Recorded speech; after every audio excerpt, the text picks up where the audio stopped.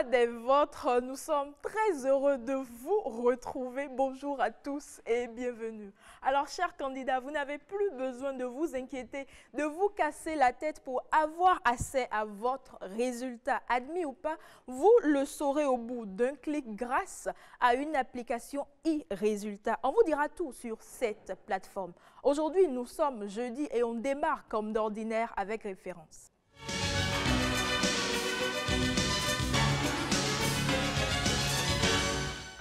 C'est à Cotonou qu'il façonne le bois, il creuse, cherche la forme harmonieuse, il ponce, bichonne dans l'odeur nature du bois. Lui, c'est Obé Arwangbo. Depuis un certain moment, il nous offre à l'inspiration des couverts en bois minutieusement faits main. On va à la découverte dans son atelier. Vous savez, l'entrepreneuriat, c'était quelque chose que j'avais voulu depuis longtemps, c'était une passion, enfin, mon second rêve, je dirais. Comme j'ai pas pu atteindre mon premier rêve, très tôt, quand j'ai eu mon bac, j'ai dit à mon père, voilà, moi je fais de l'entrepreneuriat, je vais être mon propre patron.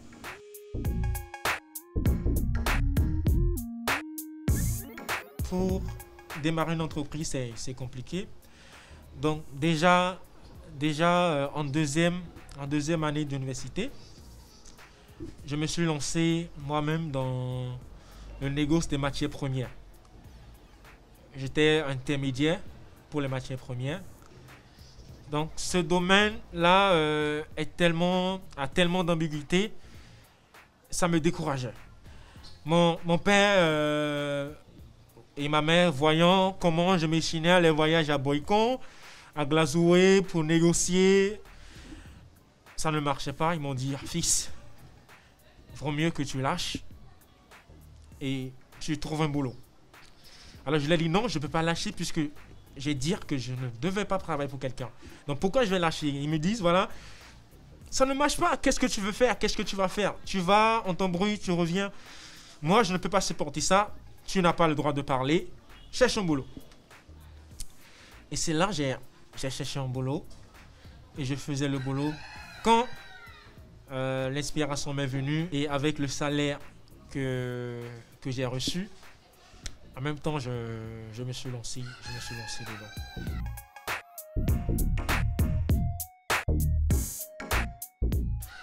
J'ai commencé par faire les prospections. On va dans des restaurants, surtout à la Révive. Donc, on va dans ces restaurants, on leur propose le produit. Les gens disent que c'est super cher, qu'il ne faut pas le prendre, de revoir le prix. Parce que dans le temps, on avait imposé la marque Versel Bénin derrière les plats.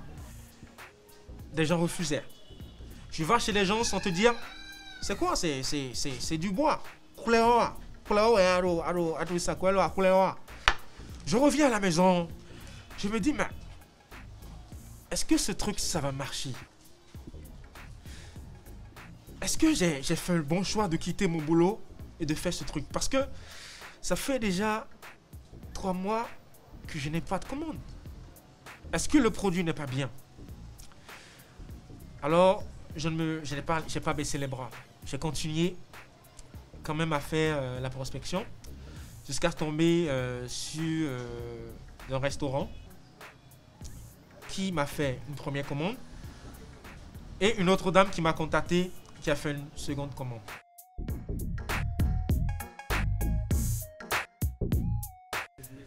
Les clés de succès en entrepreneuriat, la première des choses à faire, il faut passer d'abord à l'action.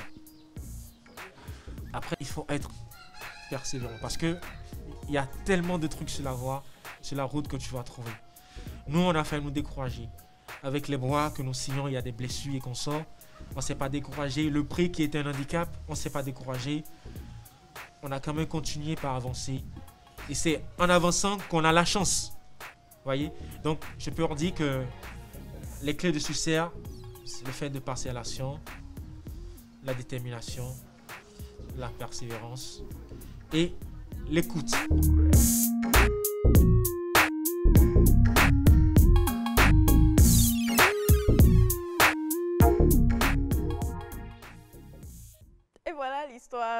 atypique de Aubin à Wangbo. Ariane, bonjour. Bonjour Mylène, ce beau sourire, c'est pour moi ou c'est pour notre référence du jour? C'est pour, pour les couverts en bois. Herman, bonjour. Bonjour Mylène, bonjour Ariane, bonjour à toutes, bonjour à tous. Herman. Très heureux, je vous gratifie aussi de mon beau sourire. Il faut déjà qu'on puisse te dire qu'il est beau ton sourire. Je le revendique. Tu trouves que son sourire il est beau? C'est pas mal. N'est-ce pas? J'arrive à vous charmer avec? Légèrement. Légèrement, ouais, c'est bien un pas. Ariane, il a laissé son job pour se consacrer à sa passion. Oui, comme beaucoup d'entrepreneurs que nous avons reçus ici sur référence, il a démissionné, comme beaucoup de gens. Au départ, c'était de la négociation qu'il faisait, des matières premières et tout. Il voyageait et ses parents trouvaient que ce qu'il faisait ne lui rapportait pas grand-chose parce qu'il se gênait trop, mais en retour, il n'était pas épanoui. Donc, ils l'ont convaincu, écoute, va te trouver un job, même si à la base, il était dans la logique d'entreprendre. Aussi, il n'était pas trop dans la logique d'aller travailler pour quelqu'un, mais sur conseil de ses parents, il a été obligé d'aller travailler pour des gens. Et c'est justement avec son salaire qu'il a lancé son entreprise. Au bout de quelques temps, il a démissionné. Il a lancé son entreprise. Ah bon, toi, tu le connais particulièrement. Tu connais son histoire, son parcours et tout. Oui, je connais particulièrement parce que j'ai été séduit par la qualité de son travail. Son travail qui consiste à réaliser des ustensiles de cuisine en bois. Fondamentalement, c'est sur les réseaux sociaux que je l'ai repéré. Je me suis dit, tiens, voilà quelqu'un qui a eu l'ingénieuse idée de travailler le bois afin de lui donner, on va dire, toute une autre forme à laquelle on est habitué. Les tabourets, par exemple, qui sont dans ce décor, les chaises, les meubles. Mais c'est que lui, il a eu l'ingénieuse idée d'en faire des ustensiles de cuisine, oui. Des couverts, des plats, des fourchettes, des... même du talopémie. Oui, il y en avait, j'en ai vu. Ça, c'est extraordinaire. Des fourchettes. Des fourchettes et donc des cuillères, de petits vases. Donc, quand j'ai vu, j'ai été vraiment séduit et je me suis dit, tiens, c'est vraiment une success story assez intéressante, en ce sens où voilà un ingénieur qui fait un virage à 360 degrés, qui se retrouve à être menuisier, qui se retrouve à devoir créer, à devoir inventer. Et c'est ce qui fait aujourd'hui sa prospérité. Et donc, à Wangbo, Aubin, à Wangbo, il fait partie, donc aujourd'hui, on va le dire ainsi, de ces jeunes créatifs. Parce que l'entrepreneuriat aussi, c'est ça, c'est de la créativité. C'est non seulement partie de l'existant pour en faire un label, mais c'est aussi réfléchir et créer un concept tout aussi particulier, tout aussi nouveau. Et quand on sait qu'aujourd'hui, on est à l'heure de labelliser nos produits et de trouver le concept idéal, je crois que Aubin, lui, il a sans doute déjà trouvé. Les plats en faïence, on les connaît déjà. Les plats en plastique, on les connaît déjà. Les plats en aluminium, on les connaît déjà aussi. Maintenant, les plats en bois, je crois qu'il faut aller tester. Rebecca doit tester pour nous. Ariane a testé et puis Herman aussi a testé pour nous et en témoigne. C'est assez original. Lorsqu'on vous présente un couvert, c'est-à-dire que vous débarquez dans un hôtel, par exemple, un hôtel quelconque, ou dans un restaurant pour le déjeuner ou pour le dîner, vous vous attendez déjà à ce qu'on vous mette le couvert, plat en faïence, cuillère, tout et tout. Et vous vous retrouvez avec des plats en bois, une fourchette en bois, une cuillère en bois, un couteau de table également en bois. Vous vous dites, mais est-ce que ce couteau de table peut découper de la bonne viande, de la bonne chair? Vous mettez ça dedans, vous vous rendez compte que ça découpe mieux que voilà, les couteaux classiques. C'est assez particulier, c'est assez original. Vous prenez du plaisir à manger dans ce plat et si vous n'êtes pas un esprit serein, vous risquez de mettre ça dans vos sacs à mon âge. Et Ariane, comme tous ceux qu'on a reçus sur référence, Aubin, il a eu sur son chemin des gens qui lui disaient non, on n'y va pas, ce n'est que du bois, tu ne peux pas transformer. Comme toujours, et quand il s'est lancé, beaucoup trouvaient en fait que ce qu'il produisait était déjà trop cher pour leur bourse et tout. Donc, il a essayé de revoir le prix, mais malgré ça, on trouvait quand même que du bois, du simple bois qui coûtait autant cher. C'est que c'est bizarre. Mais bon, comme je dis souvent, l'entrepreneuriat, c'est aussi ça. C'est aussi ça, c'est prendre des risques, c'est se lancer, c'est pouvoir affronter en réalité tout ce que les gens se disent que ça ne va pas marcher, que c'est bon, voilà, c'est juste un truc comme ça et tout. Mais en réalité, il faut croire en ce qu'on est en train de faire. Et c'est ce qu'il a fait. Et ce que j'aime aussi chez lui, c'est que quand vous l'écoutez, il n'est pas complexé. Certaines personnes se diraient peut-être que ce que je suis en train de faire, c'est similaire à de la menuiserie, que ce n'est pas un truc que j'ai envie de faire et tout, mais lui, il n'a pas senti, enfin, il ne se dit pas que ce qu'il est en train de faire est banal en réalité. Puisqu'il aime déjà ce qu'il fait, puisque c'est sa passion à lui. Oui, c'est sa passion. Et je trouve aussi que c'est de la... C'est de l'art. En quelque sorte, c'est de l'art. Oui, c'est de l'art. Parce que certaines personnes voudront peut-être acheter ces couverts pour, même si ce n'est pas pour manger avec, pour décorer peut-être leur cuisine, pour décorer leur maison, pour offrir des cadeaux, des présents, des trucs comme ça. Des pots de fleurs en bois, c'est possible? C'est possible. S'il y a déjà des plats, des ustensiles de cuisine en bois, ce n'est pas les pots de fleurs qui vont faire défaut. Vous savez, Aubin Wangbo, je crois, il est parvenu à se départir du plus difficile. Et le plus difficile, ce sont ces personnes qui ont cette faculté, qui ont cette tendance-là à vous décourager dans ce que vous faites. Il a dit un truc très important qui est peut-être passé inaperçu. On lui disait « En fait, lorsque vous êtes quelqu'un, vous entreprenez et que vous venez avec votre produit et on vous dit, on vous lance ce genre de phrases, ça a tendance à vous décourager. Vous commencez par vous poser des questions, vous commencez par douter. Est-ce que c'est vraiment le meilleur choix? Est-ce que c'est le vrai chemin? Et c'est lorsque vous arrivez à transcender cette étape, c'est lorsque vous arrivez à gravir les échelons, à contourner cette difficulté, je crois que plus rien ne peut vous arriver. Je pense d'ailleurs que c'est ce qui nous rend plus forts. C'est ce qui nous rend plus forts, c'est que plus rien ne peut vous arriver lorsque vous arrivez à dépasser cette étape et que les conceptions des autres ne vous disent plus rien du tout. Et vous pensez, ou vous êtes droit dans votre logique, je crois que c'est à ce moment-là qu'on peut dire que vous êtes un vrai entrepreneur. Vous êtes un vrai entrepreneur parce que à ce moment-là, vous avez pris en main votre propre destin. Et aussi, il faut dire qu'il y a ces genres d'amis, de compatriotes, de connaissances qui ont tendance tout le temps à vous décourager. Ils ne vous encouragent jamais. Jérémy Pastel, il a dit il faut pouvoir se débarrasser de ces personnes. Ce sont des personnes nuisibles. Ce sont des personnes nuisibles. Et ces personnes-là ont tendance à vous dire non, mais écoute, cette affaire-là, non. Ça ne va pas aboutir. Ils sont tout le temps négatifs. Ils ne sont jamais positifs. Ils ne veulent jamais vous encourager. Lorsque vous entreprenez dans quelque chose, ce sont les premiers à trouver que non, mais il y a... Soit c'est qu'il y a des centaines de personnes qui le font déjà et que vous n'avez aucune chance de prospérer. Ou bien ils vont vous dire non, votre concept il n'est pas du tout original. Ce n'est que par exemple de la limonade. Non, écoute. Ils ont tendance à trouver tous les alibis pour vous faire rebrousser chemin. Mais lorsque vous croyez en votre potentiel, lorsque vous croyez en ce que vous faites, je crois que c'est la clé pour ouvrir quasiment toutes les portes. C'est la première chose. Il faut d'abord pouvoir y croire avant d'amener les autres à d'abord croire en vous-même et croire en ce que vous faites. Croire que ce que vous faites va vous mener vers de l'avant. Herman, vous avez envie de manger dans des ustensiles en bois? Bien sûr. Je vais bien essayer. Je vais voir fondamentalement si le couteau va découper de la bonne chair. Ça, c'est mon expérience personnelle que j'ai envie de faire. Et puis, ce qui est bien aussi, c'est que... il tient en réalité à la santé de toutes les personnes qui vont acheter ces produits parce qu'il s'intéresse en fait à des catégories de bois qui ne sont pas nuisibles à la santé parce que c'est important également, qui ne sont pas cancérigènes, etc. Donc, et il a d'ailleurs c'est de là, c'est un travail en fait, de je suis la corde artisanale et la corde artistique. Pour la vaisselle, par exemple, la vaisselle se fait avec de l'eau tiède. Avec de l'eau tiède, déjà, tu tues tout ce qui est microbes et autres. C'est bon pour notre santé. Pour notre santé, voilà. Donc, il joue sur deux cordes, sur la corde artisanale, mais aussi sur la corde artistique, mais également sur la corde sanitaire, pourquoi pas. Parce que lorsque vous mangez dans des assiettes en plastique, le plastique n'est pas fondamentalement conseillé pour contenir du chaud. Oui. Et donc, quelque part, lorsque vous avez un truc en bois, pas un truc, mais bon, une assiette en bois qui préserve votre santé. Pour son anniversaire, on va lui offrir à Mylène du Talo Kwemi. Oui, du Talo Kwemi. Du Talo Kwemi. Du Talo Kwemi en bois. Je veux. Et c'est dans ça, on va... Pourquoi pas des... Ça, c'est le cadeau de Ariane, c'est bien ça? Non, Herman et moi. Bon, on se met ensemble. Pourquoi pas aussi, Ariane, des verres de champagne en bois? Pourquoi pas? Des flûtes en bois, on va sabler le champagne. Surtout qu'elle aime tout ce qui est champagne, tout ce qui est vin. Da Silva, merci.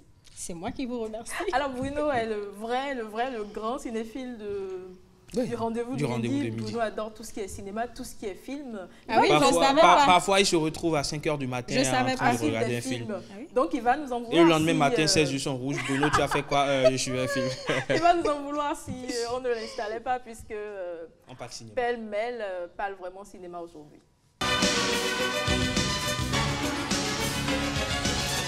Bruno Soali, tu as sorti à Mylène Fanou, tu le sais, j'espère. Oui, il faut le faire par moment, donc voilà.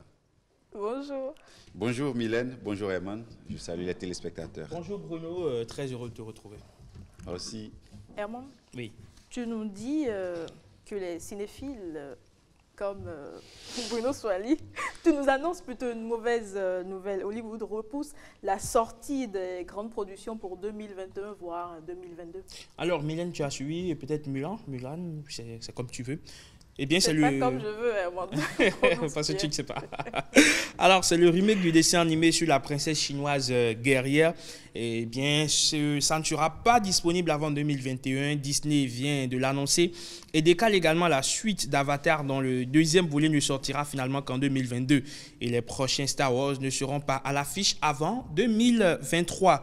Même The French Dispatch de Wes Anderson au casting 5 étoiles qui devrait sortir le 16 octobre est reporté par Disney.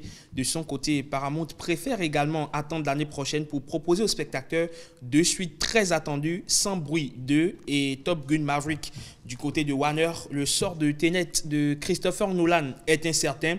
La sortie américaine de cette super production de 205 millions de dollars pourrait être reportée sine die, mais les exploitants attendent désespérément un blockbuster, entendez par là un film à grand succès populaire pour inciter les spectateurs à revenir massivement dans leurs salles.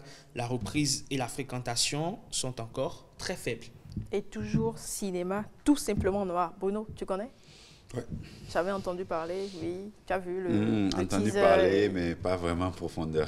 C'est un film des Noirs de France qui suscite admiration et controverse. Bien sûr, sorti au cinéma le 8 juillet dernier, le film de Jean-Pascal Zadi s'attaque à la question du racisme et c'est par le biais de l'humour que le rappeur, réalisateur et acteur dans ce long métrage traite de cette thématique brûlante. De quoi parle tout simplement Noir? Eh bien, JP est en colère. La situation des Noirs en France est catastrophique. On n'est nulle part. On n'est pas au cinéma, on n'est pas dans les médias, on n'est pas en politique et j'ai l'impression que ça gêne personne. Eh bien, la parade organisait une grosse marche de protestation noire, place de la République. Voilà l'incipit, Mylène, de ce film. JP, un acteur raté de 40 ans, décide d'organiser la première grosse marche de contestation noire en France, mais ces rencontres souvent burlesques avec des personnalités influentes de la communauté le font osciller entre envie d'être sur le devant de la scène et véritable engagement militant. Bruno, derrière cette comédie, c'est la place des Noirs dans la société française qui est interrogée. Je vous propose d'ailleurs de suivre le teaser de ce film. Je suis noir. Grand. Voilà. Je suis noir. Martin Luther King. Je suis nègre. Malcolm X. Je suis un putain de nègre. C'est ça. Il faut qu'on soit soudés, il faut qu'on soit là. Ta marche, c'est une initiative de dingue. Quelle marche? Les blancs sont interdits à ta marche. Ils sont pas interdits. Ils sont interdits, mais c'est pas conseillé. Ils sont pas ils vont se faire frapper. Ouais. Non, ils vont pas du tout. Nous, mais il y aura pas une bonne ambiance. Voilà. Je vais faire une marche moi de mon côté avec les Indiens. Soirée entre nous. Vous niquez votre marche de Renault. C'est hyper excluant. On a des imams qui soutiennent. Non, fais pas ça. Tu sais très bien, les imams, c'est pas good vibe. Quoi là, tu vas loin. Non, pour le coup, il a pas tort. C'est pas super ambiance. Tiens, j'invite à mon anniversaire 5 imams. On va pas mettre une ambiance de ouf. Non, c'est vrai, en termes d'ambiance. C'est pas un noir, ça. Je vous demande l'Afrique, vous me ramenez Montreuil. C'est dans ce que tu fais avec tes fesses, tes grosses fesses. C'est un peu cliché, non? Ferme ta bouche là, avec tes dents qui sortent là, t'arrives même pas à les rentrer. Travaille, mets un peu de conscience, mets un peu de fond, mets un peu de maturité. C'est tout. Ah, ça va. C'est pas le rappeur préféré des collégiens qui va me donner des leçons de rap. Tu fais des films de vendus, des films de bounty, voilà. Il s'est dit là, t'as tort ou t'es pas tort? Enlève ta main, enlève ta main, enlève ta main. T'es sérieux? Enlève ta main. J'ai dit une connerie? Kidnap that fool. It's the perfect time rhyming, you see the man sounding. Yeah, that fool. Hit that fool. Hit him, yeah, boom, that fool. Tout simplement noir. Tout simplement noir. La polémique se situe à un niveau. Certains critiques se demandent aujourd'hui si ce film est afro-compatible. Alors Mylène, au fil de quelques scènes, les personnalités noires revendiquent plus ou moins ce certificat d'africanité que la cause antiraciste aime parfois brandir comme un visa vers la légitimité militante. Peut-on lire dans un article de Jeune Afrique, dans ce film, chacun des intervenants développe en auto-caricature sa propre vision de la négritude à la française, le gardien du temple, Lilian Thuram, le sombre aux cheveux trop lisses, Vika Dorasso, le métis influençable, Éric Judor, le blanc plus noir que le noir, Mathieu Kassovise, et même en casting fictif, le polémiste pestiféré Dieudonné Mbala Mbala. Où est alors l'Afrique dans tout ça, s'interrogent certains. Si la question reste posée, tout simplement Noir a le mérite de déterrer les clichés à peine enfouis dans une société française où le métissage afro-occidental est toujours enflant. Le personnage principal déclare dans le film à l'endroit d'Omar Sy. Tu le connais, Omar Sy, français d'origine sénégalaise et mauritanienne, je cite, « Il est louche d'être noir et classé au podium des personnalités préférées des Français. » Fin de citation. Mais Armand, pour toi personnellement, est-ce que cette controverse a raison d'être? Bien sûr, d'une manière ou d'une autre, cette controverse a raison d'être parce qu'aujourd'hui, on se demande c'est quoi la cause noire. Est-ce qu'il suffit d'être noir et se revendiquer africain? Est-ce qu'il suffit d'avoir une peau noire? Une peau noire et se revendiquer africain? À l'évidence, non. Je crois que l'africanité, c'est beaucoup plus dans la cause défendue. C'est pas, je crois, dans la couleur de peau. Il faut pouvoir à un moment donné transcender la couleur de peau et revendiquer. En cela, pour moi, un Français né en Bretagne, qui a grandi en Bretagne, qui est de parents, je ne sais pas, qui est de parents normands ou de parents de Pays Basque, mais qui revendique la cause africaine, pour moi, est un Africain, tout simplement. C'est en cela qu'un Martiniquais comme Aimé Césaire, qui a milité pour la négritude, est pour moi un Africain. Léon Gontran Damas, pour moi, est un Africain. Et donc, à un moment donné, il faut transcender les questions raciales, surtout qu'on est aujourd'hui en train de jouer sur une corde assez raide. On ne sait pas quand est-ce qu'on va, on va dire, entrer dans la question de la xénophobie. Mylène, c'est important de le spécifier. Ouais. Au-delà de ça, il faut déjà connaître ses origines, sa culture. Bruno Soilé.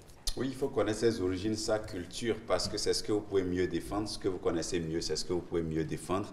Et lorsque vous ne connaissez pas votre origine, votre culture, c'est un peu difficile de vous adapter à celle des autres, parce qu'il faut après aussi une sorte de, je dirais, de fusion entre la culture qui est la vôtre et avec laquelle vous avez grandi et celle des autres que vous essayez d'adopter. Et dire que c'est déjà difficile, pas facile pour nous qui sommes au pays de parfois même avec votre propre culture, voilà, c'est souvent un peu compliqué.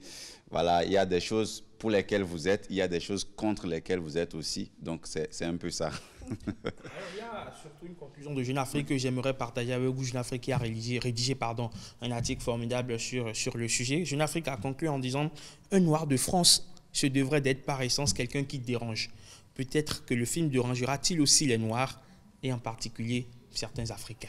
Peut-être. Voilà, c'est une question qui demeure. Vous savez que dans la cinématographie, lorsque des films sont produits, il y a toujours un public qui aime, il y a une partie du public qui n'aime pas. Lorsque vous prenez même les États-Unis, il y a des films qui sont produits 100% par des Afro-Américains qui sont rejetés dans une autre partie des États-Unis, dans des zones où peut-être il y a des clichés vraiment sur la communauté des Afro-Américains. Et donc, c'est compliqué, ces films-là, qui ont du succès dans une partie et qui ont de l'échec dans une autre partie. Et en fait, ce qui dérange peut-être beaucoup de personnes, c'est que la plupart des comédiens qui ont joué dans ce film, c'est que la plupart, ce sont des gens qui sont soit nés en France ou grandis en France ou ont fait toute leur classe en France. Donc, quelque part, c'est-à-dire qu'on veut faire un film pour les Africains, en tout cas pour défendre la cause africaine.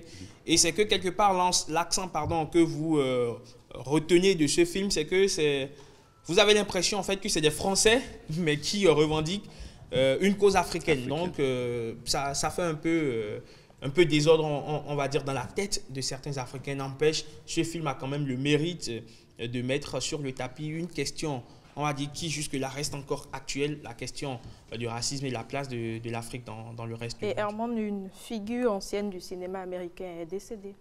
La star de Hollywood, Olivia de Havilland, donc, qui avait notamment joué dans Autant en emporte le vent, est décédée dimanche dernier à Paris, où elle résidait à l'âge de 104 ans. Elle s'est éteinte dans sa résidence parisienne, où elle vivait donc depuis le début des années 50. Inoubliable Mélanie, de l'énorme succès Autant n'emporte le vent de Victor Fleming en 1939. Elle était la doyenne de Hollywood, dont elle incarnait l'âge d'or des années 30 à 40. Elle est morte 5 mois après. Un autre monstre sacré du cinéma américain de sa génération, Kirk Douglas, décédé en février à l'âge de 103 ans, plusieurs fois nommé. Olivia de Havilland a décroché l'Oscar de la meilleure actrice pour À chacun son destin en 1946 et l'héritier film de William Wyler en 1949 à 104 ans. Elle tire donc définitivement sa révérence. Herman, ce n'est pas ta génération. Non, Olivia de Havilland, c'est, comme on l'a dit, la doyenne du cinéma américain. C'est pas du tout ma génération. Et moi, ce que j'ai plutôt connu, c'est ce qu'on voit aujourd'hui, Jason Statham, voilà, Wade Johnson, donc Leonardo DiCaprio, voilà, donc Angelina Jolie. Voilà, ce sont ceux. Au Bénin, t'en connais? Bien sûr, il y a d'abord avant tout la star béninoise de Hollywood, Dimon Ossou, adulé, donc qui a joué dans beaucoup de films, Fast and Furious, la série préférée de Herman. Bien sûr, j'adore principalement cette série. Il a aussi joué dans d'autres films comme Force spéciale, qui raconte l'histoire d'une journaliste française déportée par des djihadistes, et donc la France envoie un commando pour aller sauver donc cette jeune dame. Donc Dimon Ossou faisait partie de ce commando. Il a d'ailleurs très bien joué dans ce film. Et donc il a joué beaucoup de films au Bénin. Donc on a également notre compatriote qui réside en France aussi, Sylvestre Amonchou, qui a notamment remporté les talons d'argent de Yeninga au FESPACO. Et aussi beaucoup d'autres cinéastes. Hubert Koundé, oui, aussi, je le connais un peu. Voilà, Bruno, tu le maîtrises vraiment. Bruno aussi connaît sans doute les aînés à Kambi Akala. Oui, à Kambi Akala, voilà, on ne peut pas parler du cinéma béninois sans mentionner ces noms-là, parce que c'était, je dirais, les pionniers de l'actorat béninois. Si aujourd'hui, le Bénin a des acteurs, des comédiens, il faut dire que ça a commencé quelque part. Et ceux qui l'ont fait de façon remarquable, je dirais tout au départ, voilà, vous avez des gens comme à Kambi Akala, qui a été plus tard, je dirais, reconnu par la nation parce qu'il a été par la suite directeur de la cinématographie. Donc, ils ont aussi joué dans les tout premiers films, les tout premiers longs métrages comme Ironu de François Souro-Okio, et donc qui est un film qui racontait un peu une république qui était paralysée par les grèves perlées, etc., et dirigée par une république appelée Idjani, qui était dirigée donc par un tortionnaire vil et qui était aussi je dirais un homme corrompu, et qui a commencé par faire la chasse aux syndicalistes, dont Ironu. Donc dans ce film-là, vous retrouvez à Kambi Akala, donc c'est des longs métrages qui ont eu vraiment du succès.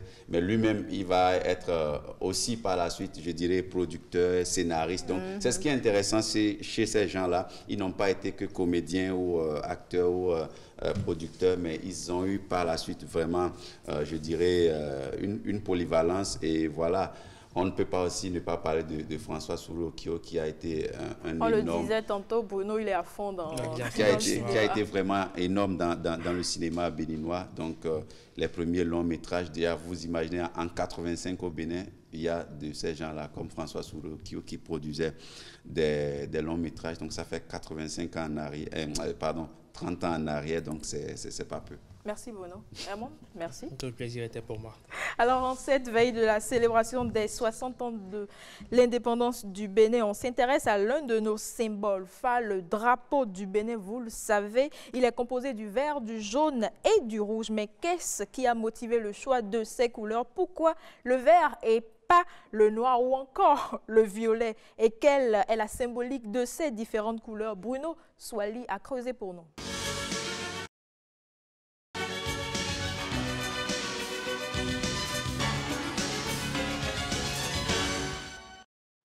Rebecca Kenjaoundé. Bonjour Mylène Fanou, bonjour Bruno Swali, mesdames et messieurs, bonjour. Tout en rouge, bonjour. Déjà, on commence par la couleur rouge. Ouais, le rouge, waouh. Qu'est-ce que le rouge symbolise dans notre drapeau? Voilà, le rouge symbolise le courage des aïeux. Vous savez, ces aïeux-là, ils ont été vraiment célébrés à travers notre hymne national. Donc, Rebecca est en rouge. Voilà. Il nous manque du jaune, il nous manque du vert sur ce plateau. Mais on a du vert juste derrière. Voilà, et du jaune aussi dans nos tableaux. Il y a du jaune. Donc, voilà, c'est un plateau vraiment complet.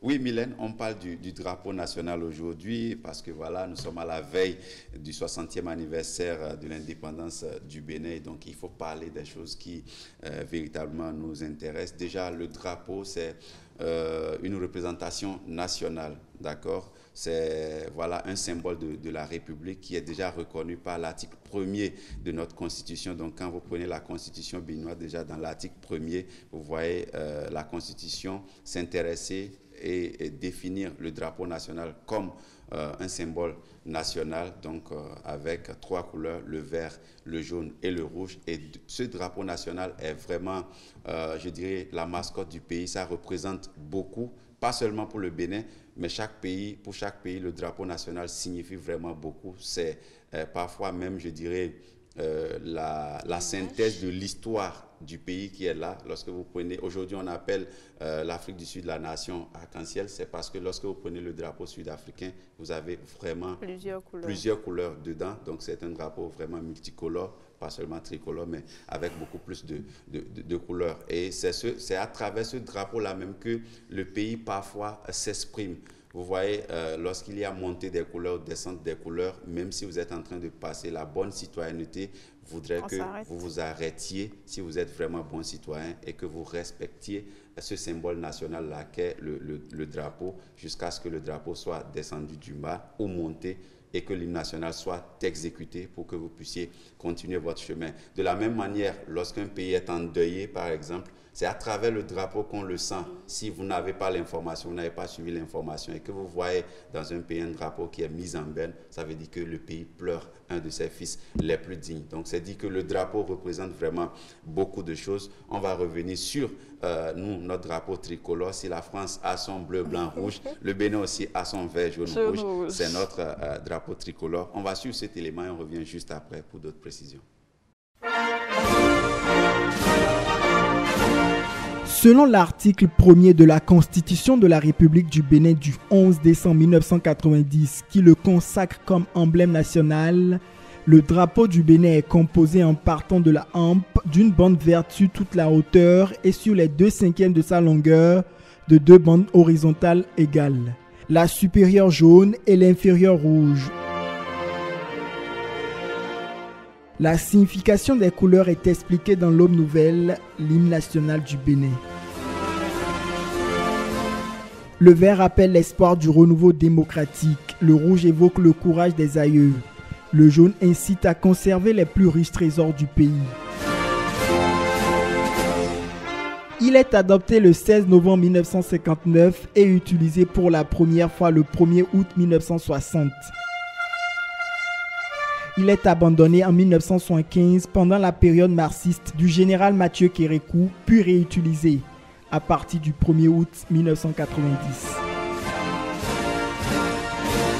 Voilà, donc c'était un peu l'histoire du drapeau national du Bénin, le drapeau tricolore. Mais avant ce drapeau, il faut dire que voilà, ça n'a pas toujours été le drapeau du Bénin, ce n'est pas celui qu'on connaît aujourd'hui. Il faut dire que d'abord en novembre 1959, le 16 novembre exactement, c'était ce drapeau qui avait été adopté. Et il a été utilisé pour la première fois à l'occasion de la fête de l'indépendance lorsque le Bénin a pu avoir sa souveraineté internationale, donc le 1er août 1960. C'est ce drapeau que nous utilisons aujourd'hui qui a été utilisé donc à l'époque. Vous comprenez l'attachement de ce drapeau-là, son lien étroit avec l'histoire du Bénin.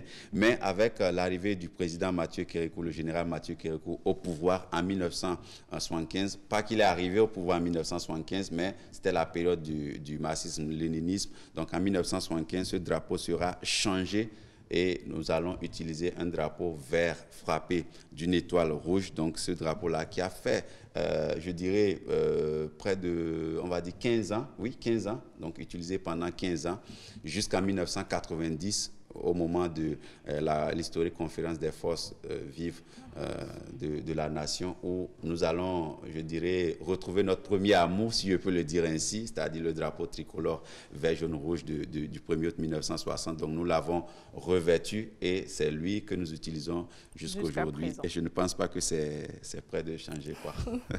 Voilà, vous parlez de la signification des couleurs. Je crois que là encore, il y a un lien étroit entre notre hymne national et notre drapeau national. C'est un peu le cas dans beaucoup de pays. Lorsque vous prenez l'hymne national, ça a souvent un lien avec le drapeau national. C'est pareil pour les grands pays comme l'Argentine, par exemple. Lorsque vous écoutez Oid Mortales, qui est l'hymne national argentin, vous avez un lien avec leur drapeau qui est blanc et bleu ciel. Lorsque vous prenez, comment on appelle-t-on, les pays comme le Gabon, vous voyez aussi un lien entre l'hymne national et les couleurs du drapeau, dont le vert, par exemple, là-bas, signifie la forêt et la richesse des terres gabonaises.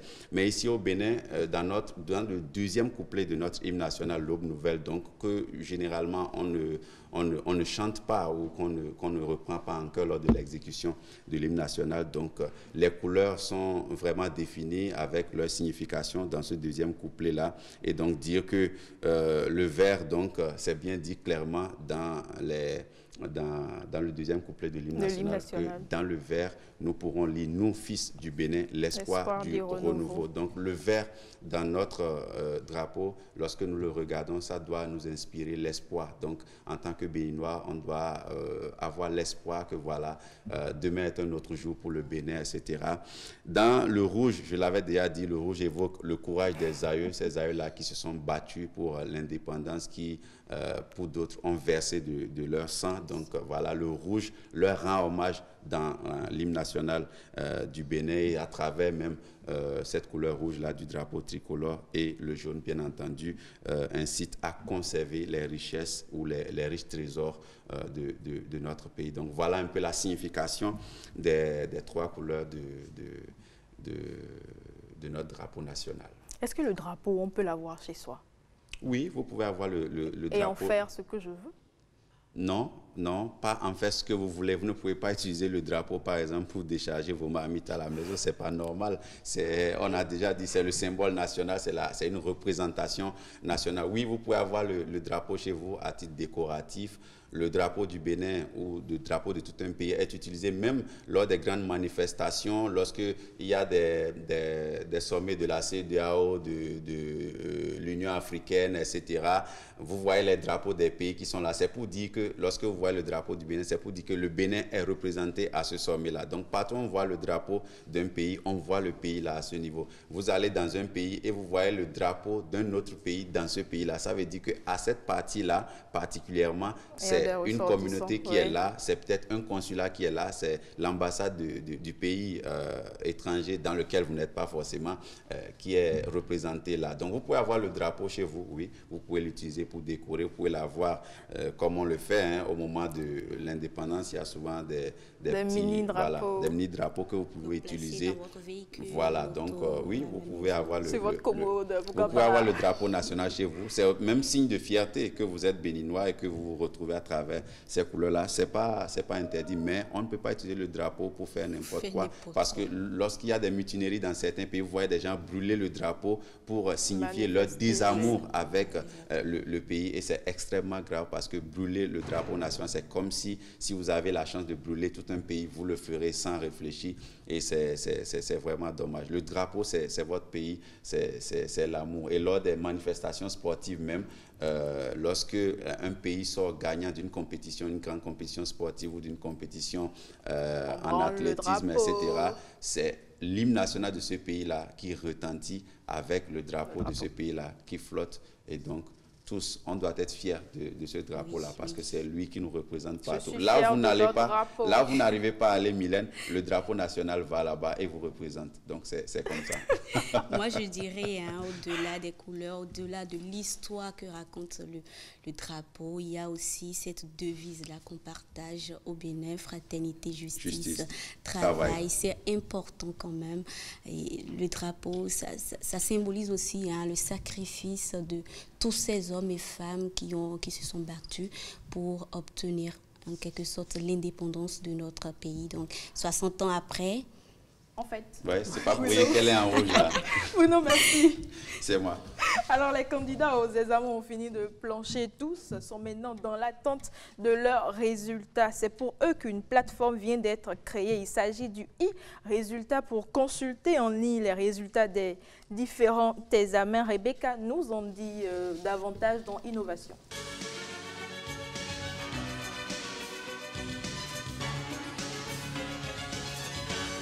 Mylène, tu le disais tantôt, dans quelques jours, les résultats des différents examens de fin d'année. Et contrairement à la pratique, pas besoin d'aller vers les centres de composition ou les établissements pour connaître forcément son résultat. Mais il suffit désormais d'un seul clic pour connaître son résultat. Et cela s'appelle le e-résultat. C'est une innovation du gouvernement. Alors, de quoi s'agit-il concrètement? Comment fonctionne cette plateforme e-résultat?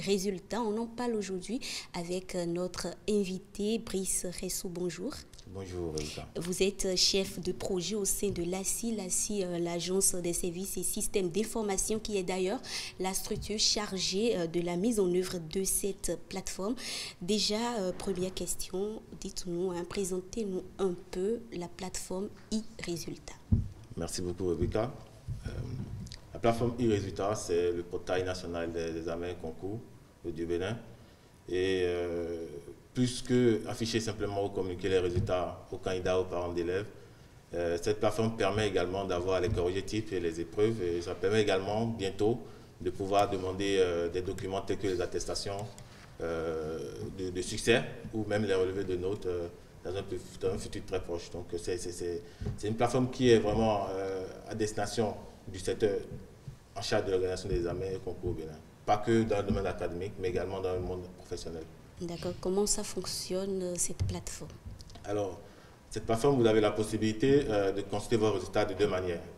La première manière, c'est avant la proclamation des résultats, vous pouvez vous connecter sur la plateforme et à l'aide de vos informations personnelles, vous décidez d'être informé ou de recevoir directement vos résultats dans votre boîte aux lettres, dans votre boîte mail, je voulais dire, dès que la proclamation des résultats se fera. Donc pour ça, vous entrez vos informations personnelles, vous procédez par la suite au paiement également, et ensuite vous recevez une notification dans votre boîte aux mail. Donc dès que les structures organisatives de l'examen mettent à disposition les résultats au niveau de la plateforme, vous aurez automatiquement votre résultat dans votre boîte aux mail, sans forcément revenir sur la plateforme pour faire des recherches ou vous déplacer dans un centre pour aller consulter vos résultats. Et la deuxième manière, c'est vous préférez attendre quand même le jour de la programmation des résultats pour pouvoir avoir les résultats. Dans ce cas, ce que vous faites, vous vous connectez à la plateforme, vous recherchez la session à laquelle vous avez concouru et vous entrez à nouveau vos informations personnelles et la plateforme vous affiche automatiquement les résultats. D'accord. Alors, parlant justement de fonctionnalité, je vous invite à suivre ce spot et vous comprendrez encore mieux.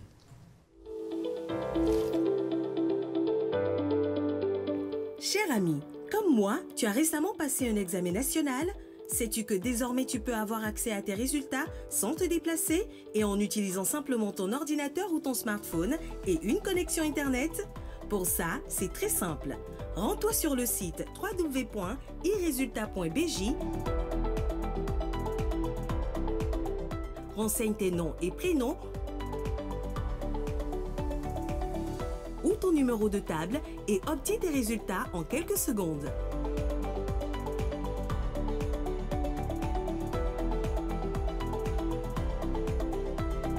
Mieux, tu peux t'enregistrer dès maintenant sur la plateforme afin de recevoir dès la fin de la délibération ton résultat dans ta boîte mail.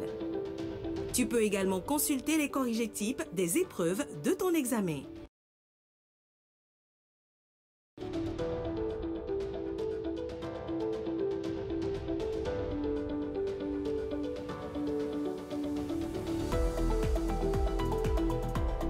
Maintenant que tu as l'information, toi aussi, informe tes camarades et rendez-vous sur le site www.iresultat.bj.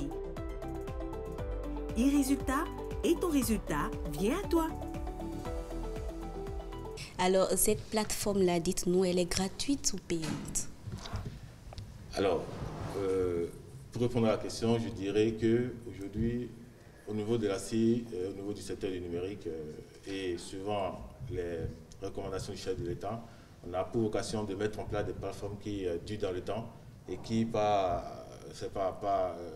manque de moyens de fonctionnement ou de moyens d'accompagnement, disparaissent au cours de la durée de leur vie.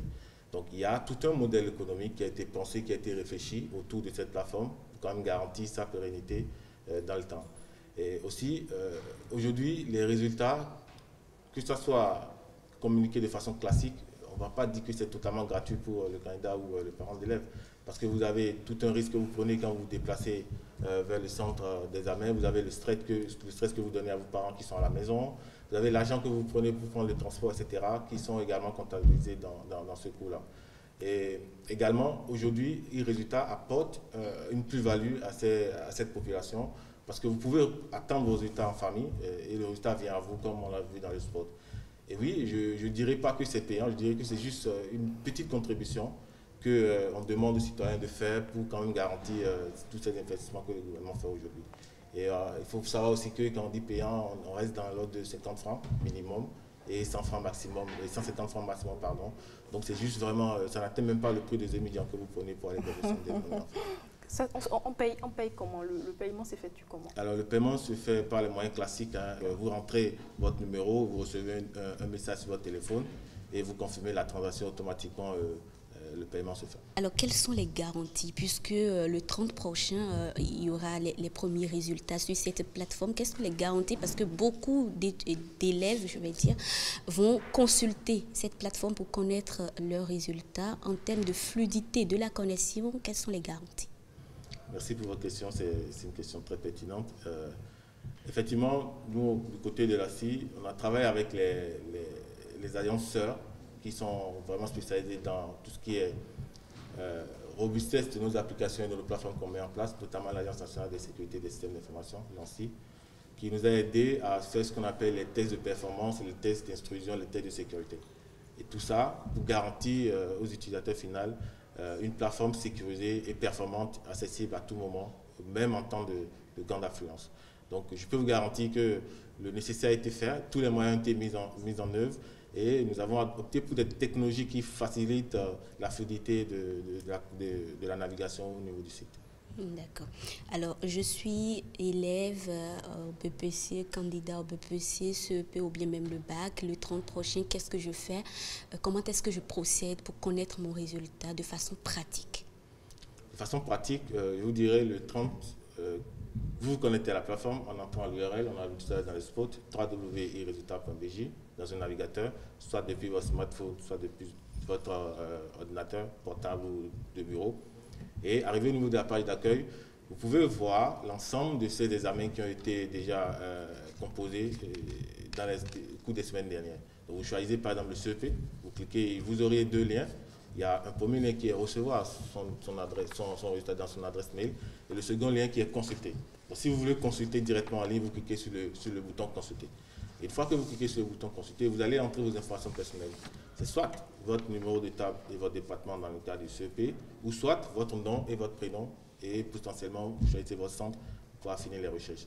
Une fois que vous êtes sûr que c'est le résultat du candidat pour lequel vous voulez consulter, pour lequel vous voulez avoir les informations, vous allez procéder maintenant au paiement à travers Mobile Money ou Move Money, ou même potentiellement par la carte bancaire.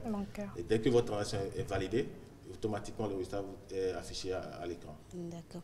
Alors très rapidement, vous allez nous parler de la sécurité des données qui seront enregistrées sur cette plateforme. Quand même, il y aura assez de données enregistrées. Quelle garantie aussi de ce côté-là? Très bien. Comme je disais, on a travaillé avec des agences et des structures partenaires et sœurs du Bénin. On a aussi travaillé avec l'autorité de protection des données à caractère personnel qui nous a accompagnés dans la mise en œuvre de cette plateforme, et on garantit que les données sont hébergées au Bénin dans les data centers du gouvernement. Et on donne aussi la possibilité à l'utilisateur, si vous allez sur le site, vous avez ce qu'on appelle les mentions légales qui décrit les rôles et les responsabilités de la CI et qui met en garde l'utilisateur contre un certain nombre de pratiques qui pourraient éventuellement survenir. Et vous avez également la possibilité de demander à ne pas apparaître sur cette liste en ligne. Par exemple, vous pouvez envoyer un email à contact@iresultat.bj si vous décidez que votre nom ne soit pas publié en ligne. Et automatiquement, derrière, l'équipe en charge de cette requête prendra la relève pour pouvoir vous satisfaire. Donc, en termes de protection de données, on a pris les précautions qu'il faut auprès de la PDP. D'accord. Chers candidats, rendez-vous donc le 30 juillet prochain pour les premiers résultats sur la plateforme e-Résultats. Brice Ressou, et merci beaucoup d'avoir été des nôtres. Je rappelle que vous êtes chef de projet au sein de l'ASI, l'Agence des services et systèmes d'information. Mylène, ce sera tout. Merci à toi, Rebecca.